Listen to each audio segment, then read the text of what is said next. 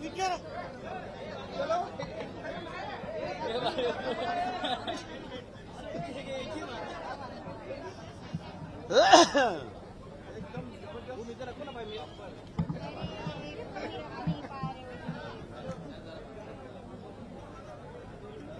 आलं आलं का? ए सॉरी सॉरी. अरे ते तुमचे बॅटरी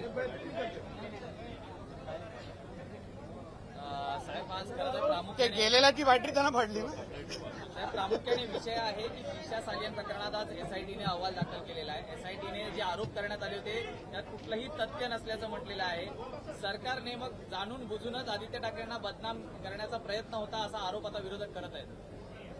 मुळामध्ये एक समजून घ्या की अहवाल किंवा ऍफिडेव्हिट हा 17 जूनला केलेला आहे. 17 जूनला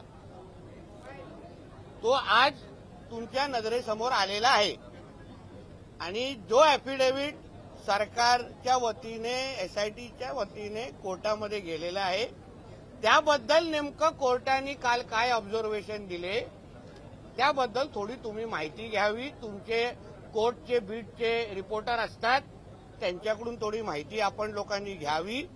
शेवटी हा विषय फक्त नितेश राणे पुरता नाही, दिशा सालियांच्या स्वतःच्या वडिलांनी पण आरोप केलेला आहे आणि जो ऍफिडेव्हिट काल जो दाखल झाला 17 जूनला त्याच्या विरोधात तिच्या वडिलांनी पण एक दुसरा ऍफिडेव्हिट केलेला आहे त्याला चॅलेंज करण्याचा.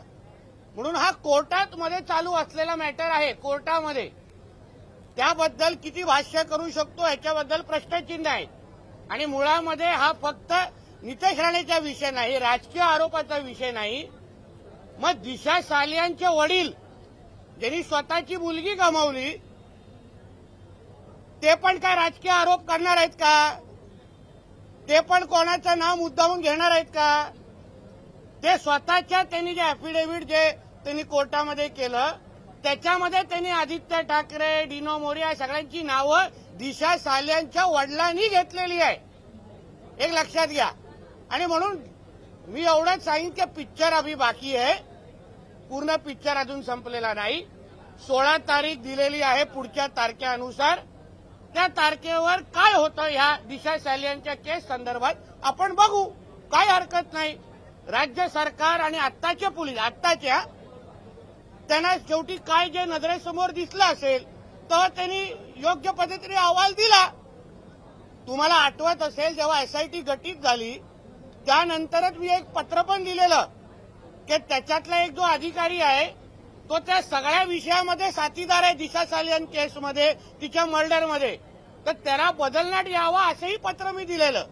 आणि म्हणून जो काय ऍफिडेव्हिट दिलेलं आहे ते कोर्टामध्ये सादर केलेलं आहे. माननीय कोर्ट त्याबद्दल निर्णय घेईल. दिशा सालियांचे वडील याबद्दल त्यांनी ऍफिडेव्हिट काउंटर ऍफिडेव्हिट दिलेला आहे. त्या सगळ्या बाबतीमध्ये 16 तारखेला काय होतं हे पाहू. म्हणून जसं मी बोललो पिक्चर अभी बाकी आहे. दुसरं पण एक विषय समजून घ्या की कोर्टामध्ये आदित्य ठाकरेंनी दिलेले प्रतिज्ञापत्र जे आहे त्याच्यामध्ये त्यांनी मी आमदार आहे म्हणजे तो स्वतः आमदार आहेत हे त्यांनी लपवलेलं आहे. मी समाजसेवक आणि उद्योजक आहे असं त्यांनी कोर्टाला खोटी माहिती दिलेली आहे. त्याच्या विरोधात पण एक याचिका झालेली आहे. म्हणजे कोर्टाला खोटं बोलणारे तुमच्या इथे येऊन किती खरं बोलत असतील हे आता येणाऱ्या दिवसामध्ये कळेल ना. म्हणून उगाच तुम्ही अर्धवट माहितीच्या आधारे आपल्याला सगळ्यांना विनंती करतो, आपण सगळे शून्य पत्रकार आहात, अर्ध्या माहितीच्या आधारे पुरा दिवस आज मी जरा कोर्टाच्या माझ्या वैयक्तिक कोर्टाच्या कामामध्ये व्यस्त होतो. तुम्हाला व्यवस्थित पूर्ण तुमच्या बातम्या दिवसभर 7 तास बघून आलेलो आहे. आपल्याला विनंती आहे घाई गडबड करू नका. कोर्टामध्ये हा विषय चालू आहे. एका मुलीने आपलं आयुष्य गमावलेलं आहे, एका वडिलांनी त्यांची मुलगी गमावलेली आहे आणि म्हणून आपण माननीय कोर्टामध्ये जो चाललेला जो केस आहे त्याबद्दल आपण थांबावं. एक बार ये मराठी खत्म कर देते हैं उसके बाद कर लेंगे. आदित्य ठाकरे म्हणून गेले की बा या केसशी माझा काही संबंध नाही आहे, नाहक माझी 5 वर्षापासून बदनामी करण्यात येते, या केसचा माझा कुठलाही संबंध नाही. म्हणून बोलतो ना आता त्याबद्दल उत्तर देण्यापेक्षा आगे आगे देखो ना होता है क्या. बघू ना कोर्टामध्ये काय होतंय. म्हणून हे सगळे जे तुम्हाला जे सांगून ते ठेवलेले हे उत्तरं आहेत ना, ते कुठेतरी रेकॉर्ड करून ठेवा, नंतर एकत्र वाजवायला भेटेल. इथे जी भाऊच्या धक्क्याच्या इथे हे तुम्ही वाचलं पाहिजे ना, तुमचं काम मी कशाला हलकं करू. भाऊच्या धक्क्याला इथले जे कोळी बांधव आहेत ते मत्स्य व्यवसाय करतात, त्यांना नोटीस आलेल्या आहेत आणि त्यांचं त्याबद्दल मी आत्ताच माहिती गेलेली आहे. तो राज्य सरकार आणि केंद्र सरकार काही वर्षापासून तो सुरू असलेला वाद आहे. काही थकबाकी बाकी आहे, त्यासाठी केंद्र सरकारच्या संबंधित खात्यांनी नोटिसेस पाठवलेल्या आहे. मी संबंधित अधिकारी जे बॉम्बे पोर्ट ट्रस्टचे आहेत त्यांच्याशी मी बोललेलो आहे, त्यांना उद्या बोलून घेतलेलं आहे. आमच्या कोळी बांधवांना आमचं राज्य सरकार कुठेही वाऱ्यावर पडून देणार नाही, त्यांनी ते चिंता करू नये.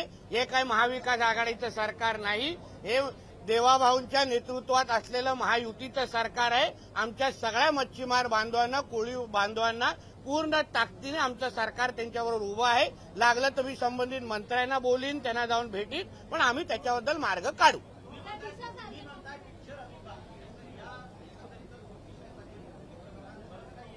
हो, नक्की बाकी आहे.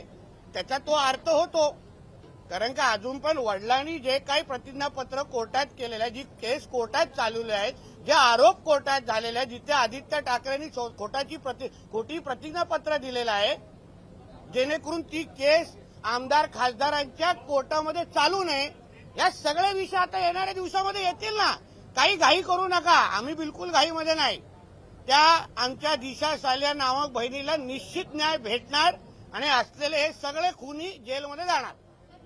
मीरा रोडमध्ये मराठी हाँ बोला. मीरा रोडमध्ये मैं इसके बाद आपके हिंदी के बाद आता हूँ. मीरा रोडमध्ये व्यापाऱ्यांनी बंद केलेलं आहे. अमराठी वाद तिथे निर्माण झालेला आहे आणि जे अमराठी आहेत ते भाजपचे कार्यकर्ते असं सांगितलं जाते. मनसेने तिथे देखील एक बंद केलं.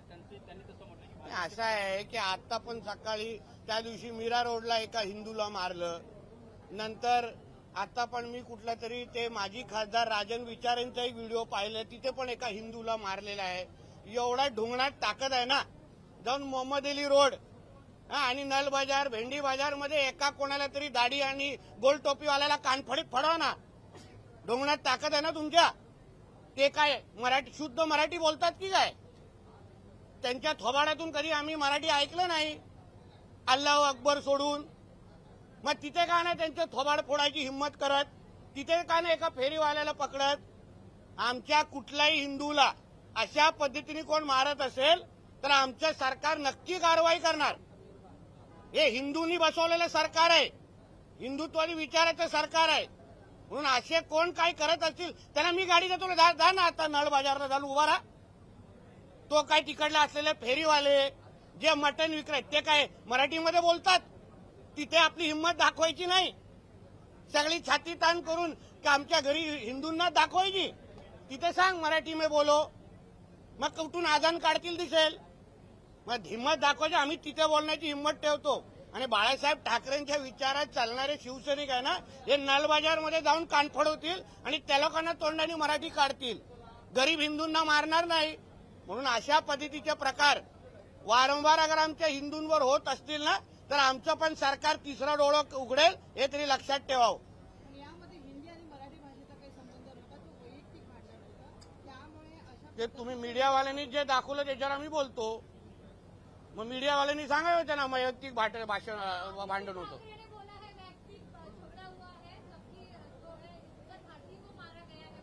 मारा ही गया है ना, एक हिंदू को मारा गया है ना, एक हिंदू को मारा गया है. तो मुझे बोलना है कि इतनी हिम्मत जाके नल बाजार और मोहम्मद अली रोड में दिखाओ ना. वो जो दाढ़ी वाले और गोल टोपी वाले क्या मराठी में बात करते क्या? शुद्ध मराठी में बात करते क्या? उधर जाने की, उनको कान के नीचे बजाने की हिम्मत नहीं है. जावेद अख्तर क्या मराठी में बात करता है क्या? आमिर खान क्या मराठी में गाता है क्या? उधर उसके मुंह से मराठी निकालने की हिम्मत नहीं है. ये गरीब हिंदू को क्यों मारने की हिम्मत कर रहे हो? ये सरकार हिंदू ने बिठाई है, हिंदुत्व विचार की सरकार है. इसलिए इस तरह की कोई भी अगर कोई हिम्मत करेगा तो हमारी सरकार भी तीसरी आंख खोलेगी. इतना मैं इस तरह से कहना चाहता हूँ. हिंदू राष्ट्रामध्ये हिंदूंना फूट पडण्यासारखी आहे. आमच्या देशाला इस्लाम राष्ट्र बनवण्याचे हे षडयंत्र आहेत.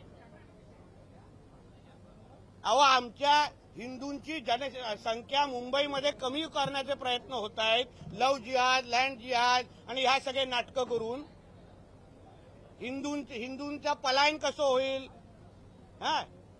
हे सगळे प्रयत्न, त्याच्यामध्ये हिंदूंनाच मारण्याचे कार्यक्रम होत आहेत. मालवणीमध्ये जावा ना, ते काय सगळे एकदम शुद्ध मराठी बोलतात की काय? तिथे का नाही जाऊन मारत एक पण? हे जे कोण छाती ताणून बोलतायत ते,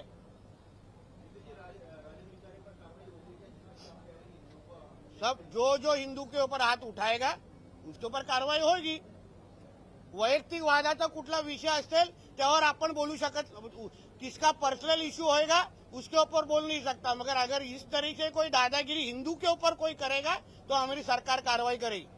आदित्य ठाकरेंनी पुण्यामध्ये एका डिलिव्हरी बॉयने घरात घुसून तरुणीवर बलात्कार केला आणि सेल्फी सुद्धा काढला तिचा, तर त्याविषयी कारवाई होणार ना. कायद्याने सुव्यवस्था राखणं हे तर आमचं सरकारचं काम आहे. फडणवीस साहेब आहेत तुम्ही गृहमंत्री, चिंता करू नका, कारवाई होणार. परत डिलिव्हरी करायला जाणार नाही एवढी काळजी घेऊ.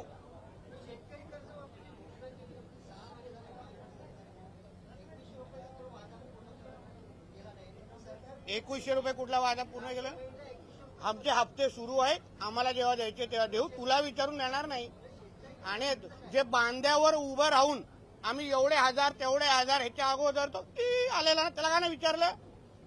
त्याच्यात वडील मुख्यमंत्री होता ना, का नाही विचारलं? बांध्यावर जाऊन तुझ्या वडिलांनी सांगितलं काय एवढे एवढे हजार देऊ, आता काय झालं? म्याव झालं. आमचं सरकार सगळ्या लोकांना समाधान करा, चिंता करू नका. अजूनपर्यंत एकदा एवढी बॉम्ब केली की लाडकी बहीण योजना बंद झाली, सुरू आहे ना, यावेळी महिन्याचा पण हप्ता गेलाय. तुझ्या घरी पण हप्ता येत असेल तर कळव. चला,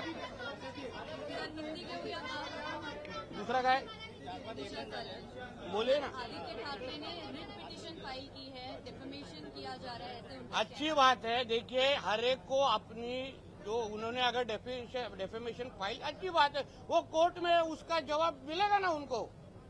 हमारे उस दूसरी तरफ भी बात होएगा ना. जो एलिगेशन हम लोग ने किया, मैंने नहीं किया, वो मैंने तो किया है, उसके अभी पिताजी ने किया है. अभी उसके पिताजी भी राजनीतिक है, उनको क्या एमएलए एमपी बनना है क्या? तो आखिर उसके एक लड़की के पिताजी ने को अगर लगता रहेगा कि उसके लड़की का खून और बलात्कार आदित्य ठाकरे और दिनो मौर्य ने किया है, तो उसका कॉग्निजेंस कोर्ट लेगा और सही से जजमेंट दे देगा. तो करने दीजिए डेफेमेशन केस, कुछ प्रॉब्लम नहीं है. एसआईटी टीम है, उसने भी जो रिपोर्ट दिया था, कुठलाही खुनीला विचारा कि तू खून केलायस का? किसी भी खूनी को पूछो कि तुमने खून किया, वो हाँ बोलेगा? ऐसा एक तो खूनी बताओ भाई, भेटव ना जरा मला.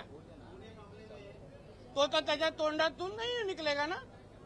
आवाजच तसं होत चाललंय. देवेंद्र फडणवीस को माफी मांगने और आपका भी नाम लेकर गए नारायण राणे के बेटे नीतीश राणे को किस चीज का माफी मांगना? दिशा सालियन को न्याय मिलाना के लिए माफी मांगना है क्या?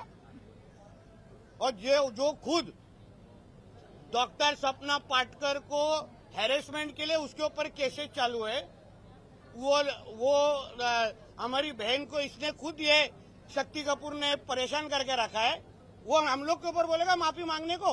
भांडूप का शक्ति कपूर है वो. चला, झालं का आता? माझी चला, मला 4ची कॅबिनेट आहे.